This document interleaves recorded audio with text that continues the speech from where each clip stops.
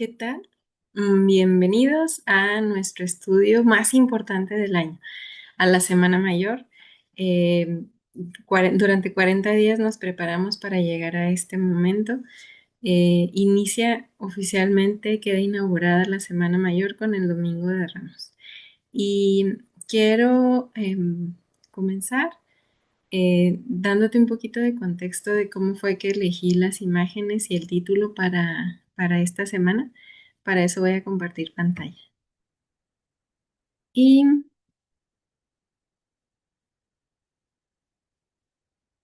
bueno, a la hora de buscar un título que fuera adecuado para, para para destacar lo que el mensaje de la palabra de Dios para este Domingo de Ramos, eh, no podía dejar de destacar el sacrificio de nuestro Señor por nosotros, evidentemente, que va a culminar en el Viernes de la Pasión, pero que hoy se revisó en la palabra. Em, no pude dejar de lado el sufrimiento de María cuando lo bueno, primero que nada lo acompaña, ¿verdad? En el Vía Crucis y luego lo ve martirizado y crucificado y al final lo ve agonizante y morir en la cruz. Y al final cuando lo bajan y lo reciben en sus brazos y no tiene más tiempo que para despedirse de él, que inmediatamente lo tienen que llevar a sepultar. Entonces todo este dolor es el que no quise dejar pasar, por eso escogí esta frase: Hijo mío, cuánto has sufrido. Y esta imagen que am, últimamente he aprendido a meditar las horas de la pasión, según la hija de la Divina Voluntad, que es Luisa Picarreta, a quien se le hicieron revelaciones por parte de nuestro Señor Jesucristo, y ella bueno, en estas revelaciones se detalla a un grado impresionante todo el sufrimiento que nuestro Señor pasó desde el momento en que se despide de su madre en la primera hora. Entonces es un camino de 24 horas en el que vamos acompañando a nuestro Señor en este proceso hasta llegar a la cruz. Entonces, a mí me llamaba la atención a medida que iba estudiando, caí en la cuenta de que dije, ¿cómo es posible que a veces no ponderamos la magnitud del sacrificio, del dolor que sufrió nuestro Señor?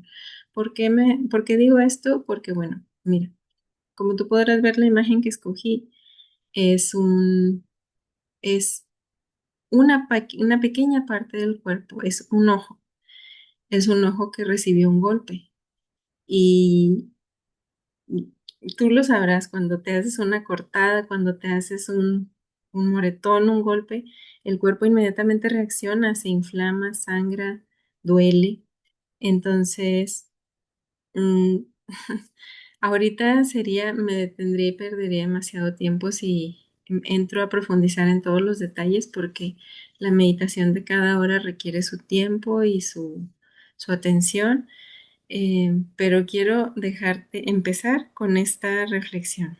Si un pequeño golpe es capaz de hacernos esto que se ve en la imagen, ahora, y que fue un accidente, ahora imagina lo que le hace al cuerpo a golpes violentos, hechos con toda intención, y no solo golpes, desgarros, este, el grado de castigo que sufrió nuestro Señor en estas 24 horas de su pasión.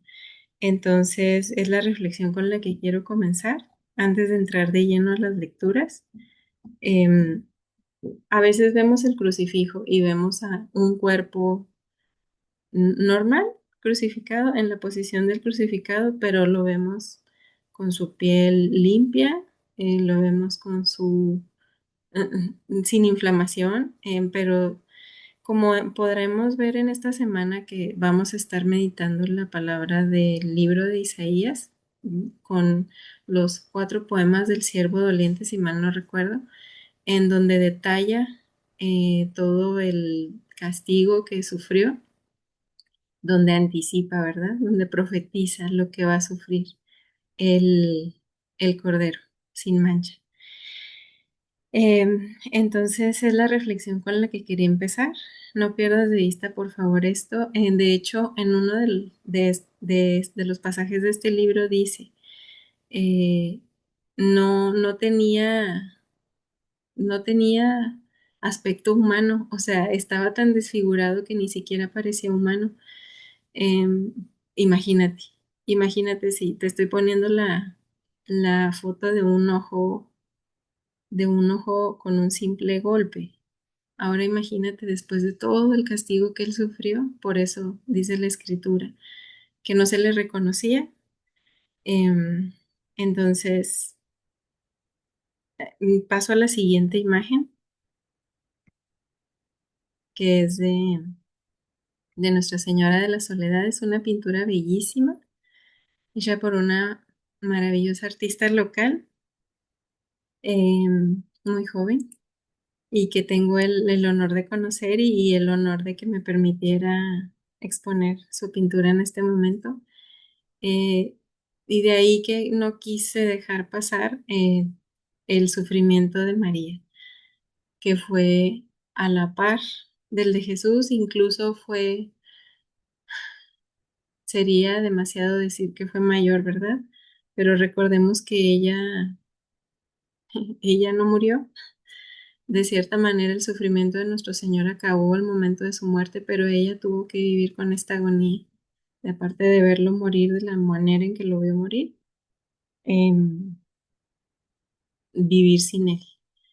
Entonces, estar sola, sepultarlo, sepultar a un hijo, siempre he dicho y he pensado que el dolor de sepultar a un hijo es un dolor que es indescriptible. Entonces, por eso fue que escogí estas imágenes y esta frase para empezar el estudio de hoy. Y sin más preámbulo, comenzamos.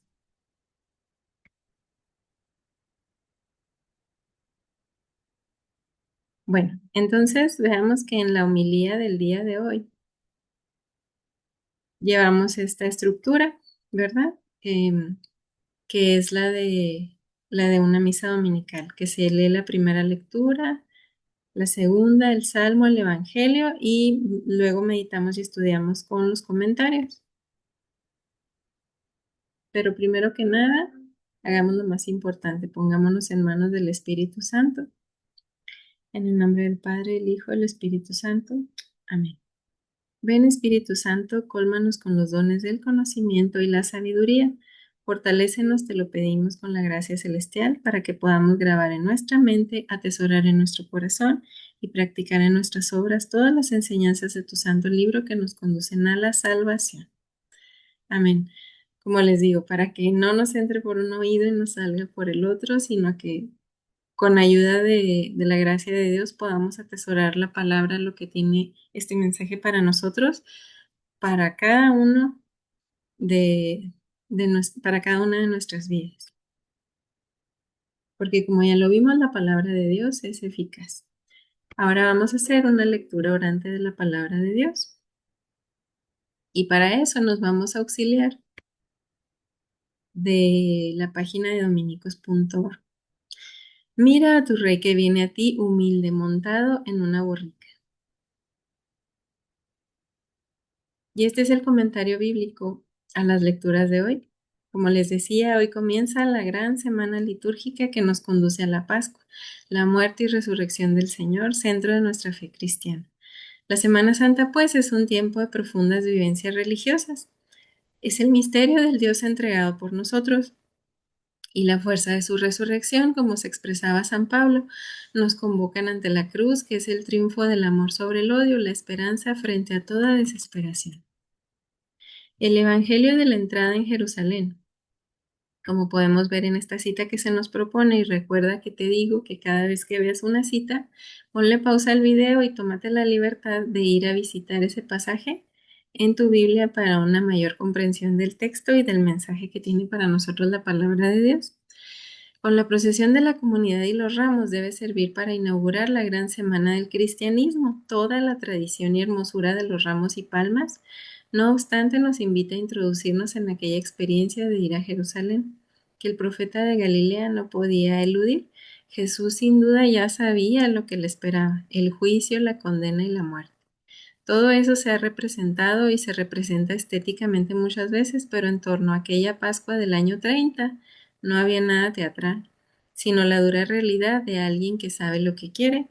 Jesús no se deja ilusionar por los gritos de Hosana, porque no se sentía Mesías y menos como algunos lo interpretaron.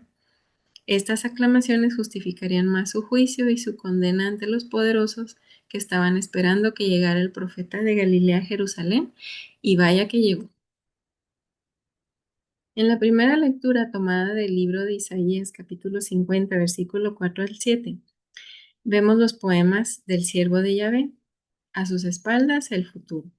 Los cuatro cantos del Deutero Isaías, que vienen en estos pasajes que se nos mencionan, abren la pasión de Jesús en este día de Domingo de Ramos. Estamos ante el tercer cántico del siervo de Yahvé, donde se subraya el sufrimiento, una figura que ha dado mucho de qué hablar en la teología veterotestamentaria sin que se haya llegado a una identificación precisa. Que los cristianos se atrevieran a identificar al Jesús crucificado con el siervo era la única lógica teológica para poder defender que era el Mesías. La teología oficial del judaísmo no podía aceptar de ninguna manera el sufrimiento como algo posible en el futuro Mesías. Por eso al cristianismo se le abrieron las puertas de par en par para poder afirmar que si Jesús fue juzgado, condenado y crucificado, se cumplían casi al pie de la letra las revelaciones o manifestaciones del siervo de Yahvé. Esta fue la Biblia básica de los primeros cristianos, aunque sin descartar la lectura de la ley y los profetas. De esa Biblia básica pasaron poco a poco a redactar el primer relato de la pasión que leían en las celebraciones como memoria de la muerte de su Señor. ¿Cuál es su mensaje? Nos abre a la ignominia de este mundo violento, cruel frente a la fuerza de la mansedumbre del discípulo, del siervo de Dios, porque en su pasión Dios siempre estará con él. Es una lectura muy adecuada de preparación a la proclamación de la pasión del Domingo de Ramos, ya que fueron los primeros cristianos los que descubrieron en estos cantos que el Mesías habría de sufrir si quería que su propuesta de salvación tuviera fuerza. Y en la segunda lectura tomada del libro de la carta a los Filipenses, el himno del abajamiento divino. El himno de la carta a los Filipenses pone de manifiesto la fuerza de la fe con que los primeros cristianos se expresaban en la liturgia y que Pablo recoge para las generaciones futuras como evangelio vivo del proceso de Dios, de Cristo, el Hijo, el que quiso compartir con nosotros la vida, es más, el que quiso llegar más allá de nuestra propia debilidad hasta la debilidad de la muerte en cruz, añadiría Pablo, que es la muerte más escandalosa de la historia de la humanidad, para que quedara patente que nuestro Dios al acompañarlos no lo hace solo estéticamente, sino radicalmente.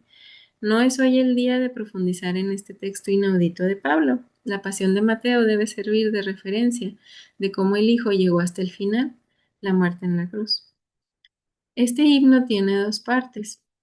La primera subraya la autohumillación de Cristo, que siendo de condición divina se convierte en esclavo. La segunda se refiere a la exaltación de Jesús por parte de Dios a la categoría de Señor. Establece además una relación de causa a efecto entre humillación y exaltación. Precisamente por eso, nos dice Pablo en Filipenses 2, versículo 9, y aquí radica la gran paradoja, que quien no destacó en vida por gesta heroica alguna, quien no fue soberano ni tuvo el título de Señor, quien termina sus días crucificado por vil y subversivo a los ojos del imperio y de su propia religión, es considerado Señor y Mesías, y paradoja todavía mayor, el anuncio del Mesías crucificado se convierte en el núcleo de la predicación de Pablo y en el centro de la fe cristiana. Esto no podía por menos que chocar a la mentalidad helenista que en sus cultos aclamaba a los señores que habían tenido una existencia gloriosa. Tenía que sorprender igualmente al mundo judío para quien el Mesías debía tener una existencia gloriosa que ciertamente Jesús no tuvo, Por eso dirá Pablo que el anuncio de un Mesías crucificado es un escándalo para los judíos, locura para los griegos. Y en el Evangelio, tomada del libro de Mateo, Pasión según San Mateo. Hoy la lectura de la Pasión según San Mateo debe ser valorada en su justa medida. La lectura en sí debe ser evangelio, buena noticia, y nosotros como las primeras comunidades para las que se escribió, debemos poner los cinco sentidos y personalizarla. La Pasión según San Marcos es el relato más primitivo que tenemos de los evangelios, aunque no quiere decir que antes no hubiera otras tradiciones de las que él se ha valido. Esa es la fuente de nuestro relato de Mateo. Debemos saber que no podemos explicar el texto de la Pasión en una homilía, sino que debemos invitar a todos para que cada uno se sienta protagonista de este hermoso relato y considere dónde podía estar el presente, en qué personaje, cómo hubiera actuado en ese caso, precisamente porque es un relato que ha nacido casi con toda seguridad para la liturgia. Es la liturgia el momento adecuado para experimentar su fuerza teológica y espiritual. No es pues el momento de entrar en profundidades históricas y exegéticas sobre este relato, sobre el que se podían decir muchas cosas desde el primer momento. En los versículos 1 y 2 nos vamos a encontrar con los personajes protagonistas. El marco es las fiestas de Pascua que se estaban preparando en Jerusalén. Faltaban 2 días y los sumos sacerdotes no querían que Jesús muriera durante la fiesta. Tenía que ser antes, tenían prisa. El relato, no obstante, arreglará las cosas para que todo ocurra en la gran fiesta de la Pascua de los judíos, nada más y nada menos. Los responsables, dice el texto, buscaban cómo arrestar a Jesús para darle muerte. Era lo lógico porque era un profeta que no se dejaba intimidar por la teología oficial. Era un profeta que estaba en las manos de Dios. Esto era lo que no soportaban. Perdón. Mateo, como se ha dicho, sigue de cerca el texto de Marcos, pero algunas claves particulares se deben hacer notar, lo que da unidad y coherencia a las distintas secciones. Algunos hablan de tres. Es la perspectiva cristológica en que todo se presenta. Mateo es el que mejor ha tratado de respaldar el misterio de la pasión del Mesías con el cumplimiento de las escrituras. Esto era muy explicable para una comunidad que procedente del judaísmo debía asumir que la pasión y muerte coronada por la resurrección entraba en el plan de Dios y así era asumido libremente por Jesús. Hay algunos particulares del relato que Mateo que llaman la atención. La diferencia con respecto a Marcos se halla en el episodio de Barrabás y se convierte en uno de los elementos claves de su visión de la pasión y las consecuencias para Israel. Hace unos años escribía una obra sobre la redacción de Mateo y su teología que se fundamentaba en Mateo 27-25, caiga su sangre. Consta de dos elementos, intervención de la mujer de Pilato y escena en que Pilato se lava las manos. No se trata de simples agregados. Mateo retoma todo el conjunto y nos presenta una nueva composición óptimamente construida, donde la intención doctrinal y eclesial aparece claramente. Quedan definidos los lazos de Cristo con el pueblo de Israel.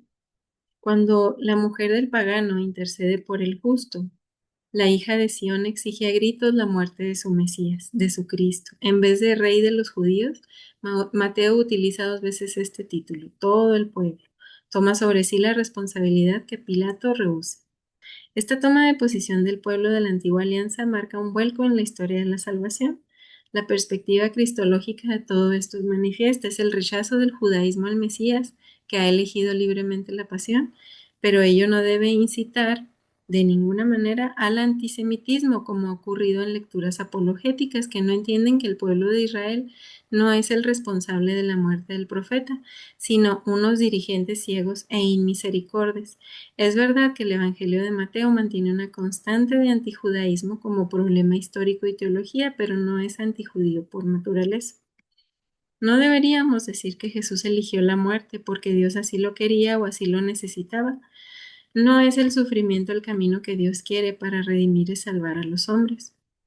Pero Dios, en este caso, por medio de la opción decisiva del profeta, del Mesías verdadero de Israel, según la teología de Mateo, sabe asumir todo lo que los hombres construyen religiosamente, precisamente para destruir esta construcción religiosa, antihumana y antidivina.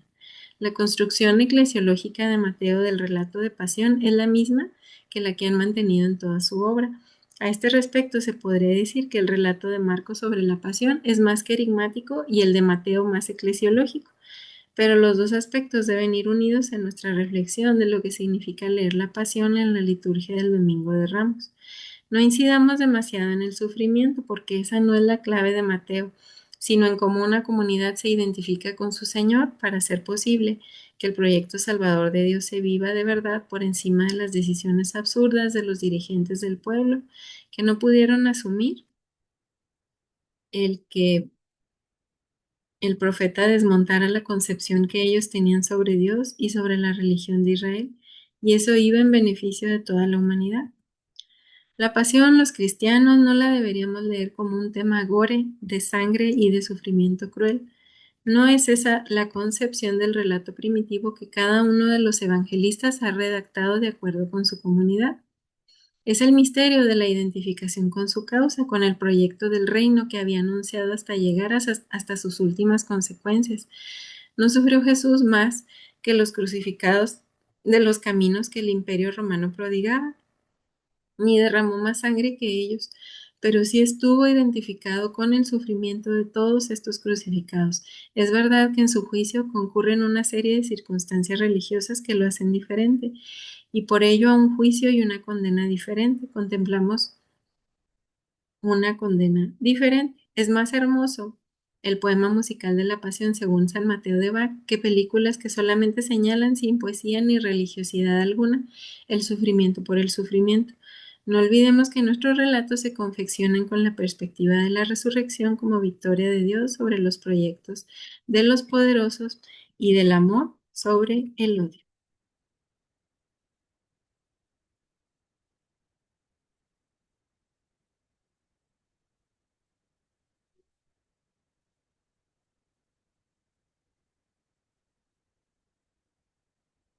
Y estas fueron nuestras lecturas. Primera lectura tomada del libro de Isaías. Ofrecí la espalda a los que me golpearon. El Salmo 21, Dios mío, ¿por qué me has abandonado? La segunda lectura tomada de la carta a los Filipenses. Por obediencia aceptó incluso la muerte y una muerte de cruz. Y nuestro evangelio tomado del libro de Mateo. Si eres hijo de Dios, baja de la cruz.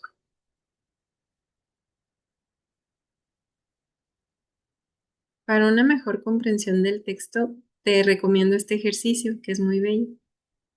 Elige una frase, término o mejor dicho, una ejaculatoria. Repítela lentamente varias veces hasta que llegue a lo profundo de tu corazón. Como ejemplo, yo te pongo estas que yo escogí, tomada la primera lectura, el Señor Dios me ayuda. Tomada del Salmo, yo anunciaré tu nombre a mis hermanos. Te alabaré en medio de la asamblea. Y tomada de la segunda lectura, Jesucristo es Señor para gloria de Dios Padre. Y tomada del Evangelio. Velad y orad para no caer en tentación. El espíritu dispuesto está, mas la carne es débil.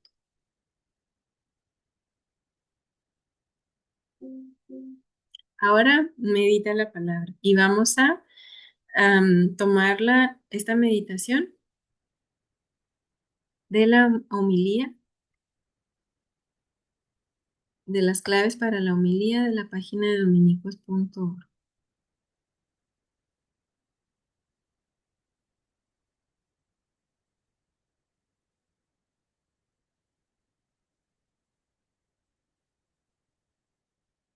Aquí está. Mira a tu rey que viene a ti, humilde, montado en una borrica. Según los historiadores, hoy hacemos memoria de lo que en realidad fue la otra entrada a Jerusalén, porque a ojos de los romanos la principal entrada a aquella ciudad era la que hacía el gobernador todos los años, días antes de las fiestas de Pascua, para hacerse con el control de Jerusalén, pues ésta se llenaba de peregrinos y siempre había peligro de alguna insurrección o algún tumulto. Pilatos, que era por entonces el gobernador, entraba perdón, entraba mostrando su autoridad con lujosos carruajes y bellas vestimentas y su poder, escoltado por numerosos legionarios romanos. Eso suscitaba miedo y repulsa entre el pueblo. Sin embargo, los evangelistas nos dicen que la otra entrada, la de Jesús, Fue muy diferente, pues iba humildemente montado en un burrito y la gente le clamó con alegría.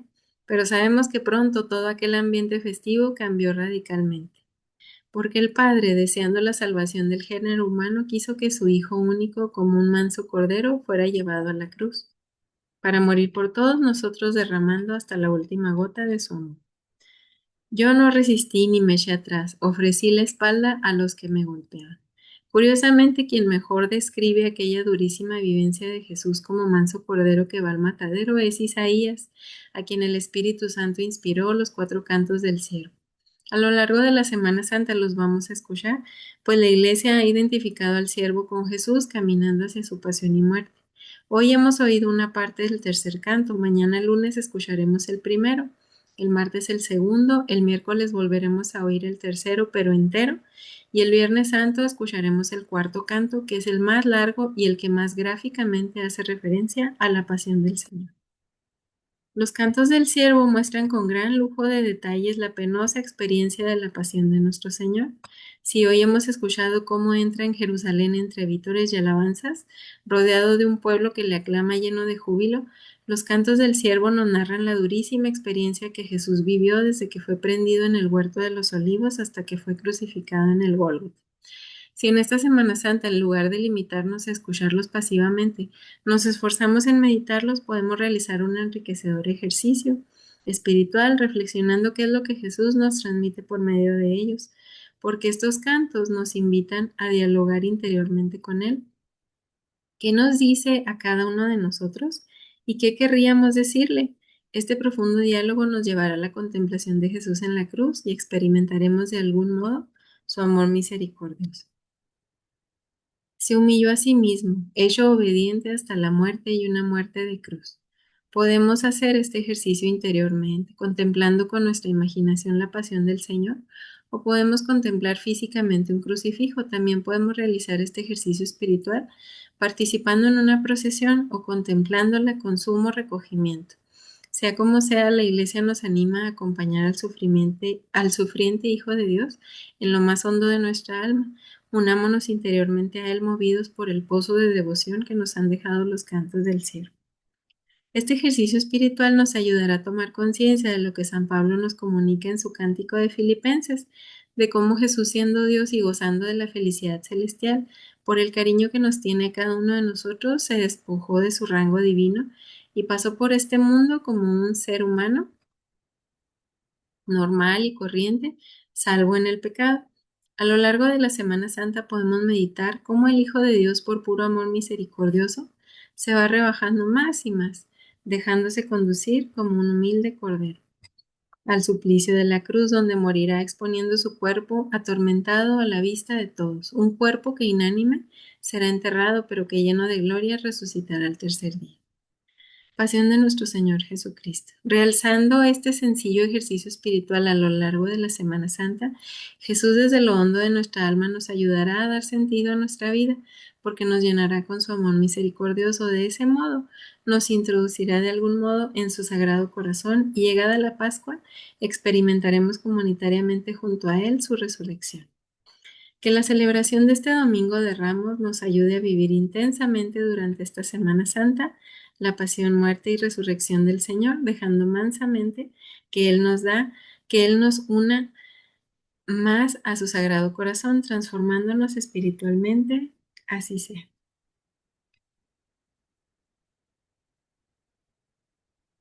Y ahora veamos qué nos dice la revista Biblia y Vida Litúrgica. Jesús explica a sus discípulos el sentido de la nueva cena pascual. Jesús hace partícipes de su dignidad y destino a sus discípulos. La sangre de Jesús es derramada para remisión de los pecados. El sacrificio era entregar la vida por otra vida. Se afirma así el poder sustitutivo de la entrega de Jesús, así como el valor expiatorio de su sacrificio. La cena inaugura la nueva alianza. Por eso es llamada sangre de la alianza, lo que se esperaba para el futuro, un nuevo orden de cosas en el que Dios pusiera su ley en el corazón y perdonase los pecados. Ha llegado en esta cena pascual. La escena de Getsemaní pone de relieve la plena humanidad de Jesús. Camina a la muerte con miedo y busca la compañía de los hombres. Le acompañaban sus tres más íntimos. Se cierne sobre él la lejanía de Dios. Ilustra al mismo tiempo su enseñanza. Recurre a la oración, la que él había enseñado, acentuando la necesidad de acatar la voluntad del Padre. El cáliz que debe beber es la muerte que debe sufrir. En su oración acepta Jesús plenamente la voluntad del Padre. Advierte además a los discípulos la necesidad de velar y orar para no caer en la tentación. Esta tentación es la separación de Dios por la lejanía de su voluntad, la muerte total del hombre. El arresto de Jesús pone de relieve su dignidad y categoría únicas. Él va libremente a la muerte y enseña a los suyos que las cosas de Dios no se promueven ni se defienden con la espada. Y tiene el poder supremo para dar órdenes a los ángeles, pero renuncia a éste para que se cumpla la escritura, el plan de Dios. El discípulo traidor, los sumos sacerdotes y los ancianos se ponen de acuerdo para la muerte de Jesús. La lucha de Jesús no fue contra el poder secular, sino contra otros poderes superiores encarnados en instrumentos humanos. A la muerte de Jesús se asoció el universo entero. Además de la ruptura del velo del templo, Mateo añade una serie de milagros difícilmente ocurridos. La lección debe verse en el simbolismo de los mismos. Al aparecer en toda su realidad el nuevo templo de Dios, ceda en su significado el antiguo templo de Jerusalén. Tenemos el acceso directo a Dios. El velo que lo impedía debe ser rasgado. Por otra parte, ha aparecido el vencedor de la muerte, el primogénito de entre los muertos. La muerte y el sepulcro no son ya la última amenaza para el hombre. Dios no ha dejado al justo abandonado en el sepulcro. Incluso los paganos, el centurión y su gente, reconocen que Jesús es el Hijo de Dios como contrapartida a las mofas e insultos de judíos y paganos. Ahora pasemos de la meditación a la acción. La fuerza del siervo de Dios. En el tercer poema del siervo, el Señor está totalmente consciente de su misión y su destino y continúa su ministerio sin desfallecer cuando lo enfrentan sus enemigos. Lee de nuevo Isaías 50, versículos 4 al 9, y piensa en cómo refleja el servidor la relación de Jesús con su Padre Celestial. Después medita los versos que te inspiran y ora con ellos. Pide a Dios que te dé fortaleza para ser profeta entre los tuyos.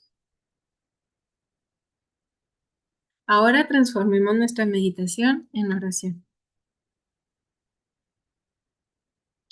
Salmo 21. Esperanza en la desesperación. Este salmo profetiza la pasión de Jesús, por lo que se cita varias veces en los evangelios. Los católicos oramos con él en la liturgia de este domingo de Ramos y en el viernes.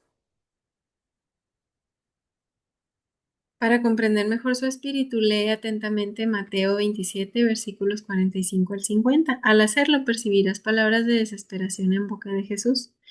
Después, lee el Salmo 21 y verás que en realidad Jesús, lleno de confianza, ora a su Padre. Observa cómo la primera parte del Salmo es una lamentación del siervo de Dios, con muchos detalles proféticos que se cumplen en Jesús: la vergüenza del suplicio, la sed por deshidratación, los miembros dislocados, los insultos y burlas de los enemigos, las manos y pies taladrados y el sorteo de sus ropas. Después fíjate en las palabras de confianza inquebrantable que contiene la segunda parte. Tú, Señor, no te quedes lejos, te alabaré en medio de la asamblea. Se postrarán en su presencia. Por último, pausadamente entona este salmo ante un crucifijo. Y hazlo tomando en cuenta lo que te decía al principio de esta meditación. Eh, si bien el crucifijo nos invita a ver una imagen, eh, a través de este salmo, de todo lo que nos enumera la vergüenza, los huesos dislocados, los golpes, eh, pondera la magnitud del sufrimiento que tuvo nuestro Señor en la cruz. De hecho, hay un Cristo negro que está en la Catedral de Chihuahua que se ve muy impactante, pero yo creo que eh, es una imagen más fiel de cómo debió haber lucido nuestro Señor realmente, desfigurado, amoratado y todo castigado en la cruz. Cada vez que un verso resuena en tu interior, contempla a Cristo unos minutos y deja que la palabra de Dios penetre en el fondo de tu corazón. Y pues hemos llegado al final de este estudio. Eh, Estuvo un poquito largo, por eso no quise leer al pie de la letra las lecturas, porque si no se iba a alargar muchísimo, pero creo que esta reflexión eh, estuvo muy bonita, te digo, porque quise tomar en cuenta el dolor de María en el título y en su estampa a través de esa educación de Nuestra Señora de la Soledad. Y me despido, te invito a que esta Semana Santa tomes tu Biblia y te acerques a la palabra de Dios, leas las notas, eh, ve más allá, no seas un cristiano de domingo, estudia, atrévete, haz la prueba y verás qué bueno es el Señor. Muchísimas gracias por perseverar conmigo, dale like y comparte para que Jesús sea amado por todos los corazones. Fiat en la voluntad de Dios siempre. Me despido, hasta la próxima.